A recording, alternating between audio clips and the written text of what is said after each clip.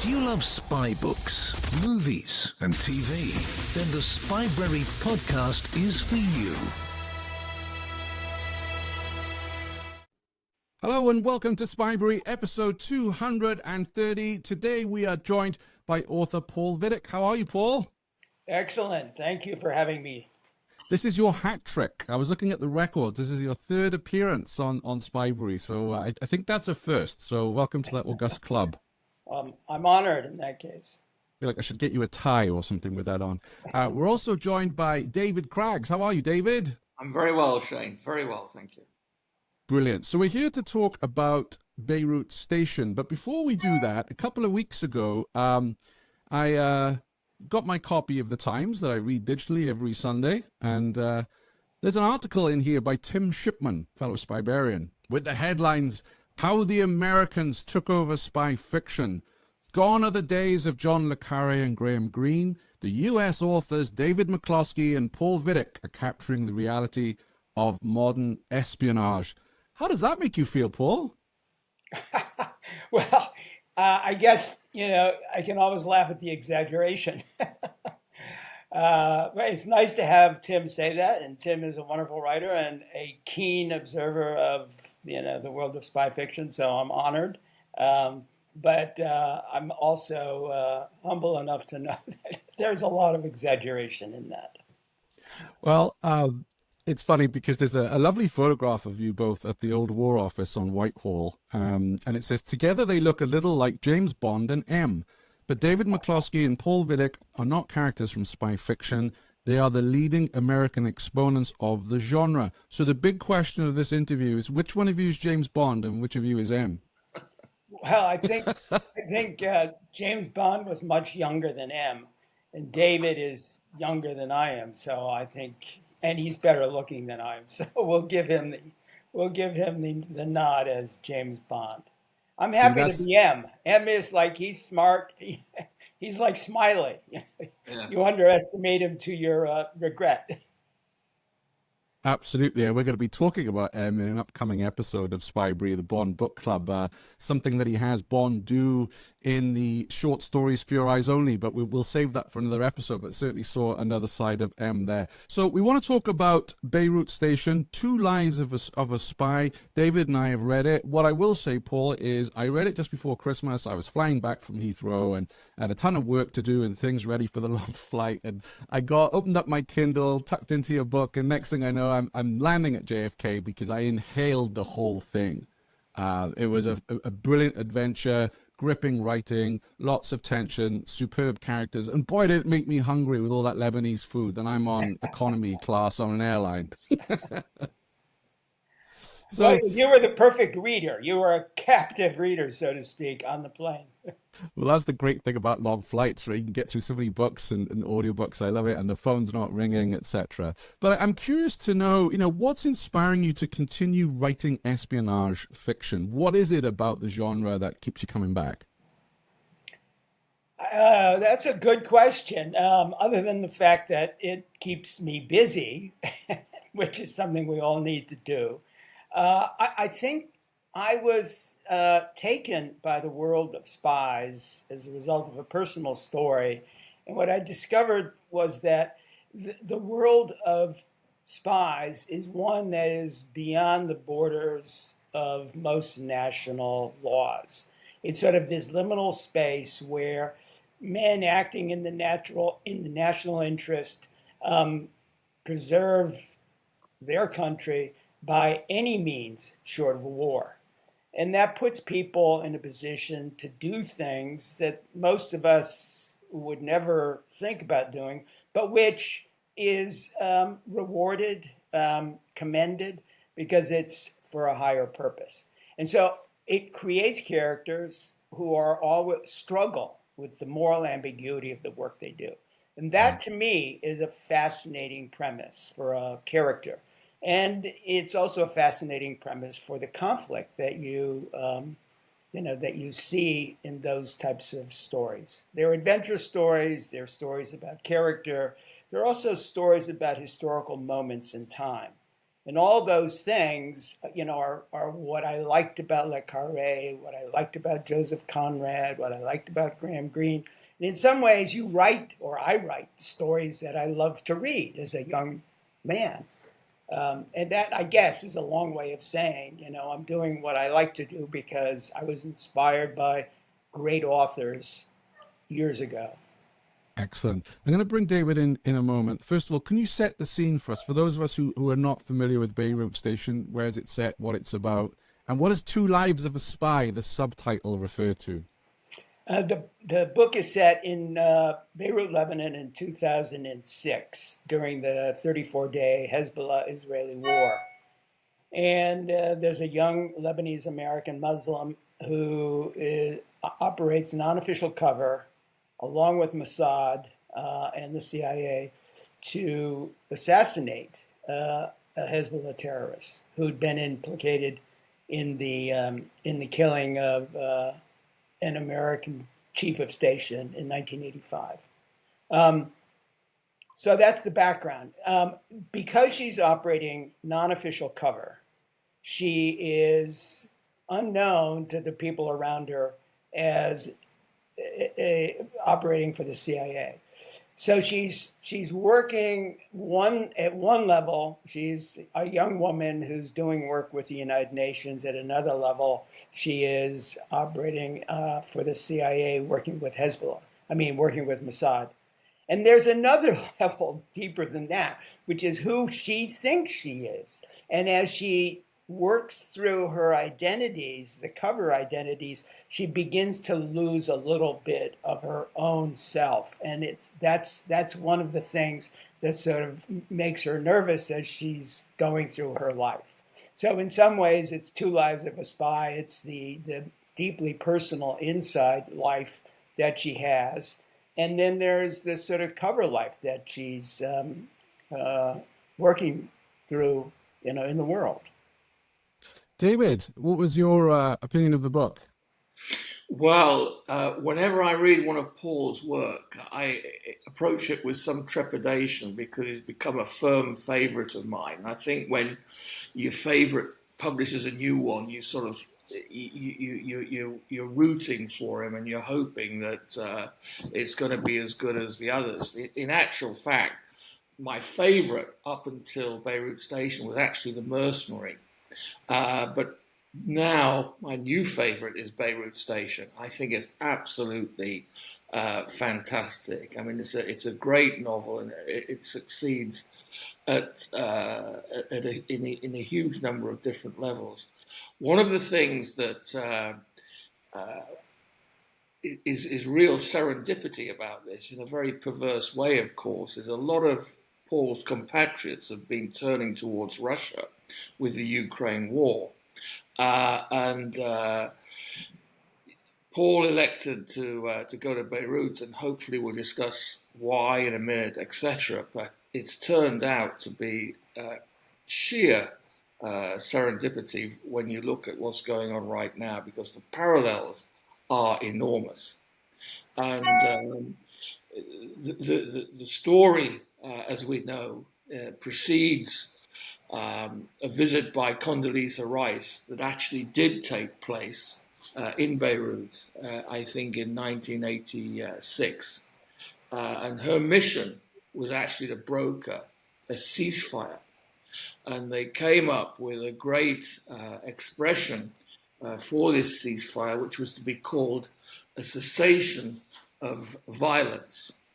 And the word cessation of violence was chosen very carefully because it basically was a future without an armed Hezbollah.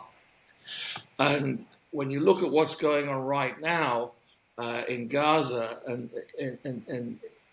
Israel, it's deja vu. It's here we go again. But I think that the choice of Beirut is really something that I find quite intoxicating because it's such a glamorous place. It's one of the few places in the Middle East that I would love to have visited, but I would probably have loved to have visited it in 1938 because effectively since 1975, in one way or another, it's been in constant conflict. But somehow the remnants of this sort of glamorous place still exist, and it's a superb setting for Paul's novel. So when did you start thinking about Beirut Station, Paul, and what took you to Beirut?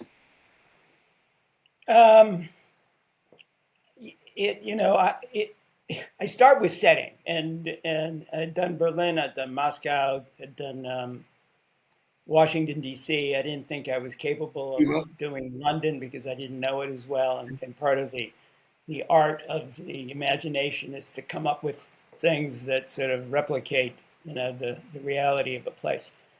But having said that, I had been reading the Oresteia, which is the Aeschylus trilogy, revenge trilogy. And it struck me that play, the plays, which are now 2,500 years old, continue to sort of represent the reality in the Middle East. The cycle of revenge, the cycle of violence in that region has been there, through the Crusades, just forever. And in the last, since 1948, with the creation of Israel, there have been now 8 wars between Israel and its neighbors, and that sort of struck me as that with the Oresteia struck me as an interesting, premise on which to find a story to tell. So Lebanon, probably for the same reason you find it intoxicating, I too was drawn to the Lebanon of the French mandate of the 50s, when it was known as the Paris of the Mediterranean, and it was a remarkable city. And then it went through a very rough time during the Civil War, and then in the last probably 20 years has been a fought over and influenced by Syria and by, obviously, Hezbollah, by Iran. But it was in that context that I thought I would find a story. And I came upon the war, the 34-day war between Hezbollah and Israel. And I added to that the assassination of William Buckley in 1985. And then I heard about Condoleezza Rice's trip. And I sort of put those elements together, a little bit like a jigsaw puzzle, and kept digging into the characters, their motivations, their reasons for being there, and what was, drawing them to that particular place at that particular moment in time. And what I find is once you define the place, the particular time, you get to answer the question, why is your character there? And understanding that becomes sort of allows the story to unfold. And in each of the characters has a backstory of their relationship to Beirut. The Bauman, who is the Mossad agent, you learn in the course of the book, is a Lebanese Jew whose father had been assassinated. He and his mother were forced to leave.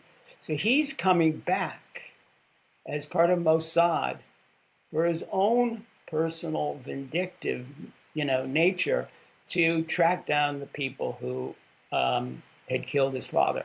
And that's sort of a backstory that sort of brings, home the nature of the Middle East. You had marvelous Jewish communities throughout the Middle East, and they have slowly all been destroyed or expelled. And that's a really important part of the book, and it's a really important part of the history of the Middle East.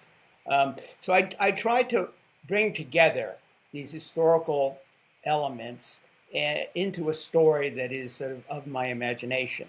And I think that's one of the things that distinguishes spy novels from a lot of fiction. They almost always are based in an historical moment. And you need to give authenticity to the time and place and the politics of the moment in order to render it, entertaining. Because people, and I think that's why readers like spy novels, because it does allow you to transport yourself into a time and place that you may be familiar with, but you don't really have a way of approaching that time and place except through the characters whose lives are being played out in the novel. This blending of fact and fiction really gives authenticity to a lot of espionage novels. And I was reflecting on this actually because up until the Day of the Jackal, which really was the sort of start of what I would describe as the documentary thriller in a way, real characters weren't really featured in the way that they are today. And I think the sort of gradual morphing of or the underpinning of fiction with factual events is giving it more and more gravitas. And that's something that I really feel in your work. I don't know whether you've reflected on that or not. I have, but I think it actually goes earlier than that. Eric Ambler, to some extent, in The Mask of Demetrios or The Coffin for Demetrios, does that. Certainly, Graham Greene in The Quiet American gives you Vietnam in a very powerful way, and it's about a flawed individual, but you do feel the war, the presence of the war, and then I think. The Spy Who Came In From the Cold is definitely grounded in the grim reality, the shadow life of the wall that was erected. So I think what Forsyth did is that you used a brilliant term, which is the documentary spy novel. He sort of, as a journalist, he created a back and forth between the assassin and the French detective that sort of takes you in and makes you feel like you're part of the investigation yourself. And it's less literary than Le Carré or Green, but powerfully immersive because you're there with them in the rooms when they're sort of going over the evidence. Yeah, I agree with everything you say about Ambler and Green and so forth, but they probably it was just the way things were at the time. They always steered clear of bringing in real life characters. I can't recall, with The Quiet American, for example, heads of state may have been mentioned, but it didn't go sort of further than that. Whereas there is a real life character in this, and I think it was quite brave of you, Paul. I'd love to find out more about it. You incorporate Kim Philby into the story. No. So just to answer David's question, you're right. What's happened more recently, and certainly in my novels, is we take historical figures and put them in the book, which Green didn't and Le Carré didn't. Yeah. And I did, and I think it's a more modern thing. I don't know. Yes. I would not be able to pinpoint the first novelist to do that in the spy genre, but I do think it just adds texture to the story. It sort of makes you feel like, well, this could have happened. Well, maybe this did happen. Yes, absolutely. Now, in terms of the actual plot for Beirut Station, because continuing on that theme, I mean, basically, we've got a race against time because Condoleezza Rice is visiting to broker this ceasefire. And your main character, who's a sort of knock working undercover for an agency, Annalise Assad, she is an out and out professional in the business, who is clearly starting to question her life and her role, etc. But she's there to work with Mossad to find a way to assassinate the leader of Hezbollah, or the Hezbollah terrorist arm.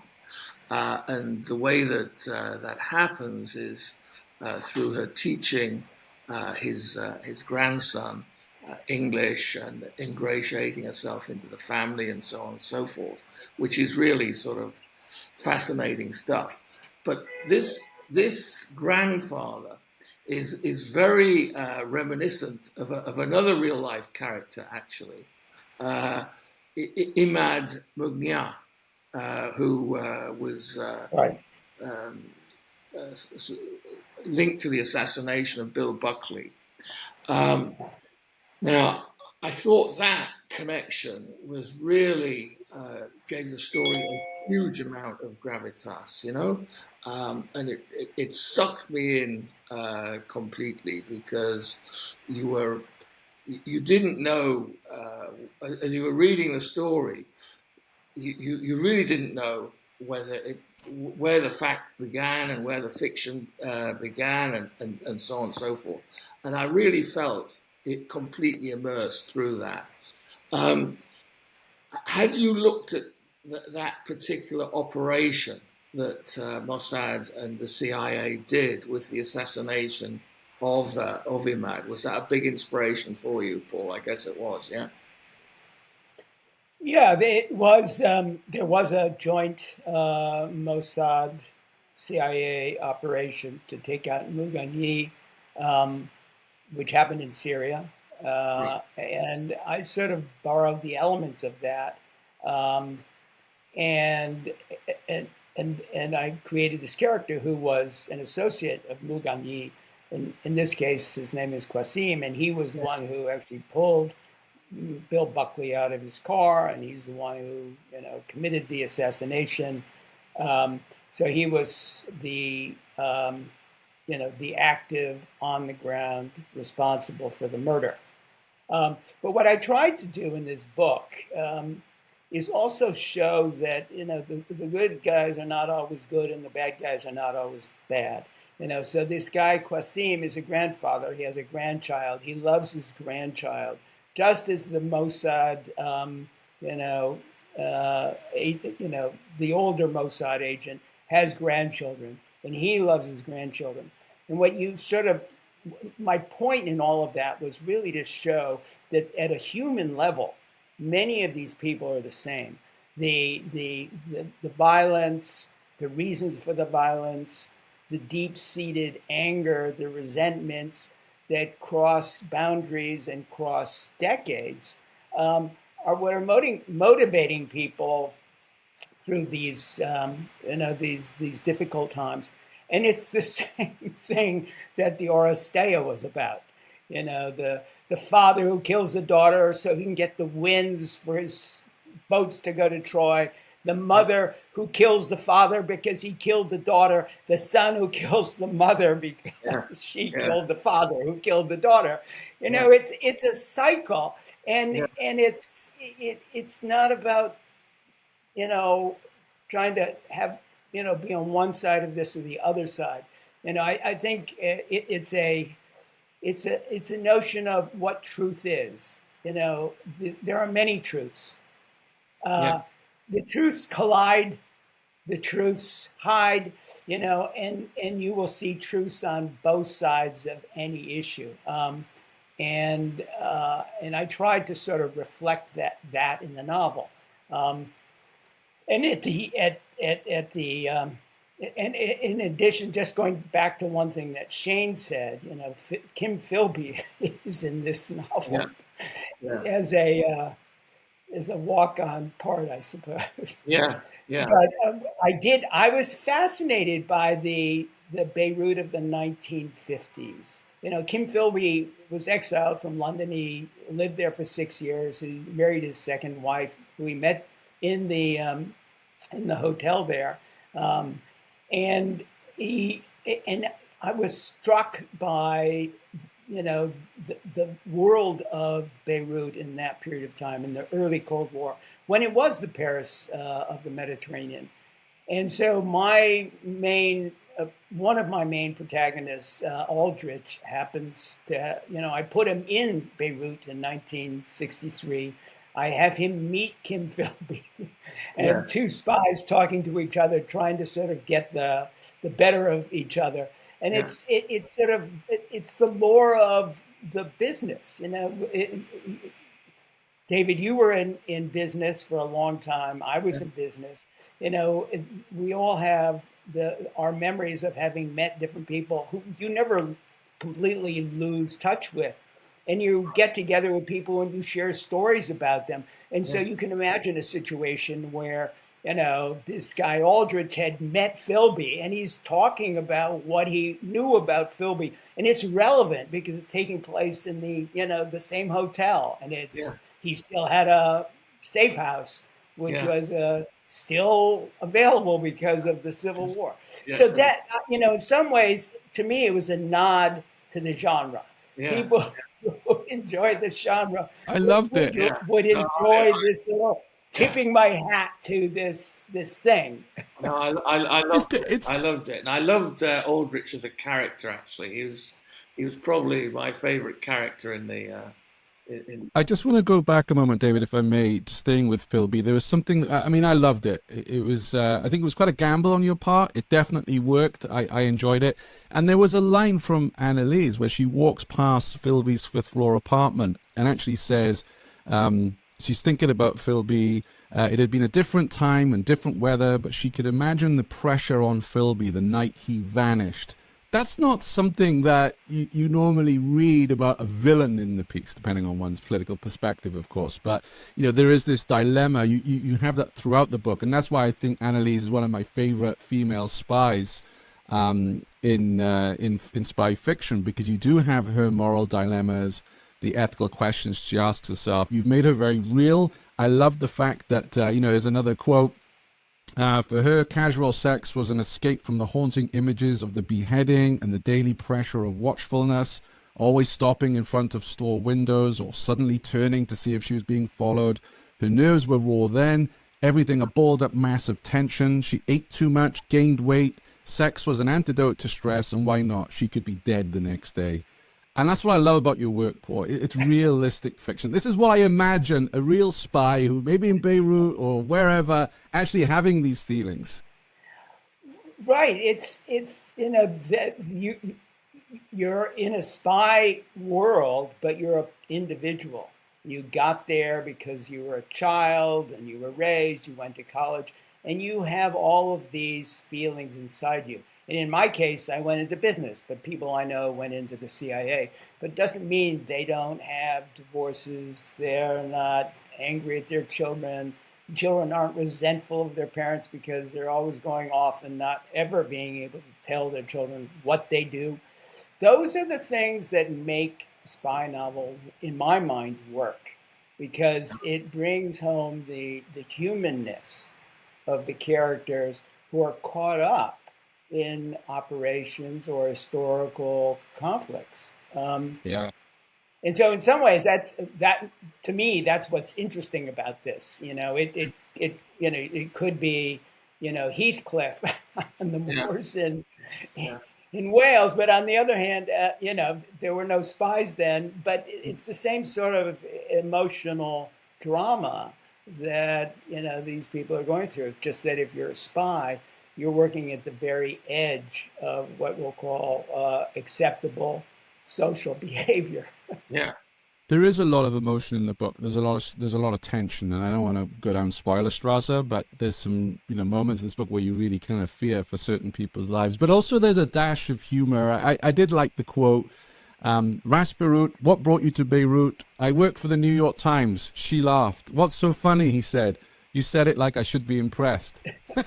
You can just imagine a field agent saying that, someone who's coming in from the New York Times. So I like how you do weave a bit of humor into what is quite a tense story. I think you need humor in any serious book, because humor sort of relaxes the tension. And there's one character in this book who I think of a little bit like this Shakespearean, the clown. It's the South African journalist who's really there to say outlandish things and to be the butt of people's humor. But he, in some ways, is the wisest of them, because he sees through everybody's bullshit.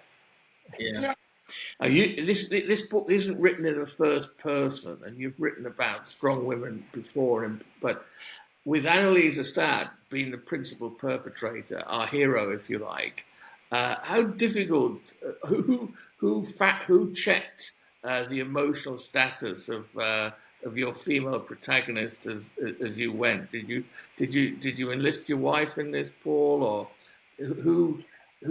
Well, so it's interesting you say it was written in the first person, because it's not. It's the close third person. Exactly. Yeah.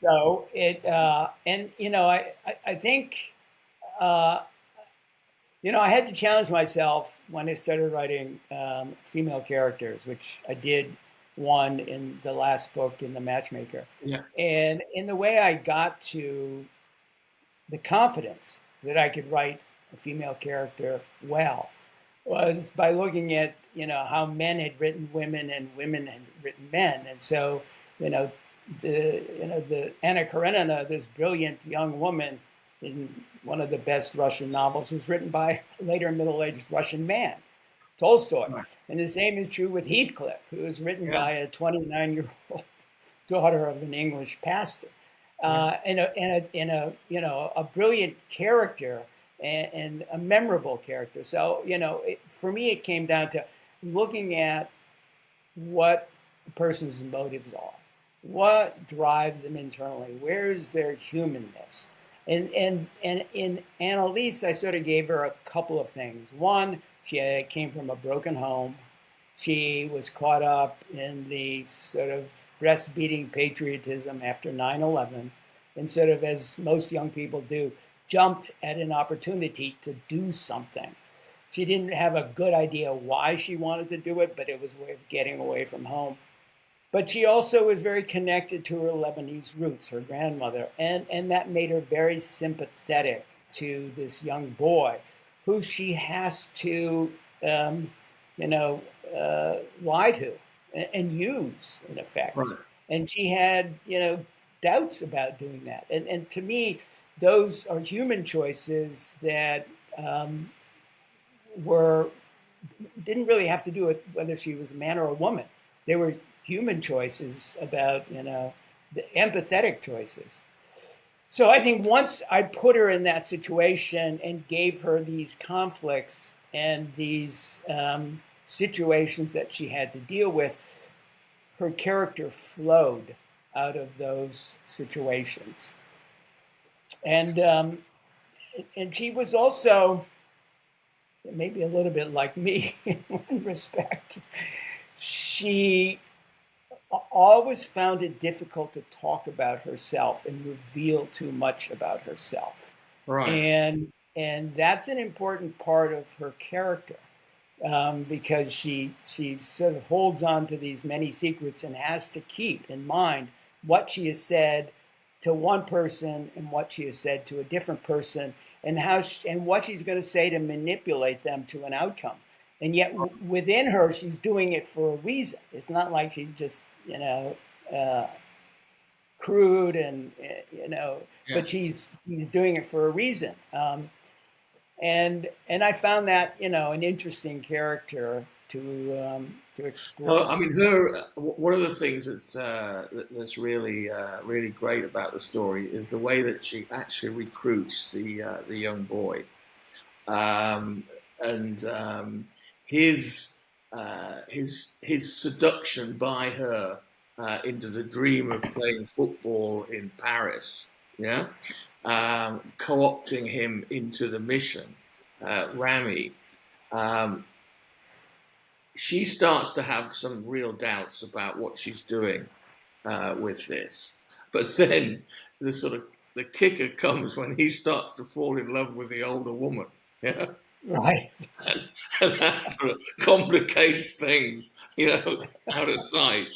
And I really enjoyed that, and I think that it got to the heart of what it must be like to be recruiting somebody as an asset. It really did. Yeah, exactly. And here's a young boy who doesn't know what his grandfather does, but has his own dream. Yeah. He's 12 years old. He wants to play football, and if you're living in the not the poorer suburbs of southern Beirut, what is your dream as a young boy? It's to play football, Yeah. and sort of to get away from your parents, to get away from the poverty around you, to get away from the politics. Yeah. And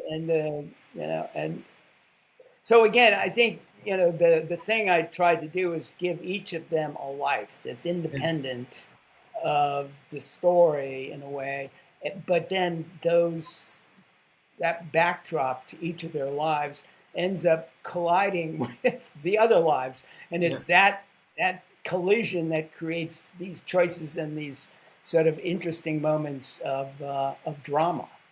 And all of this. Very often in spy fiction, women are either very dominant. So I think of a Shirley Dander in the Slough House series, or maybe Artemis Proctor. And then in other novels, they're damsels in distress, or they fold quite quickly. Whereas Annalise is a very strong field agent, and I think one of the strongest, believable, realistic female spy heroines, if we can call her that, that we've had in a very long time, if at all, Paul. That was my take from your book and from your writing. I'm really excited to hear what our female Spybrarians think. Of course, we're a load of men saying this, so do let us know in our community at spybrary.com community, and give Beirut Station a read and let us know how realistic Annalise's portrayal is. I've got one last question before we wrap up, but I wanted to hand over to you, David. Anything before we finish?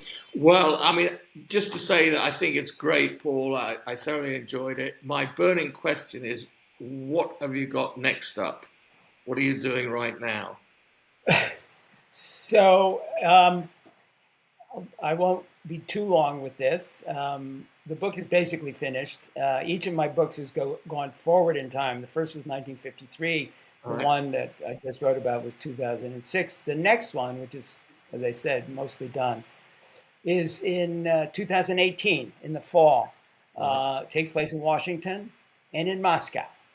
And it's about an unnamed politician who is never named in the book.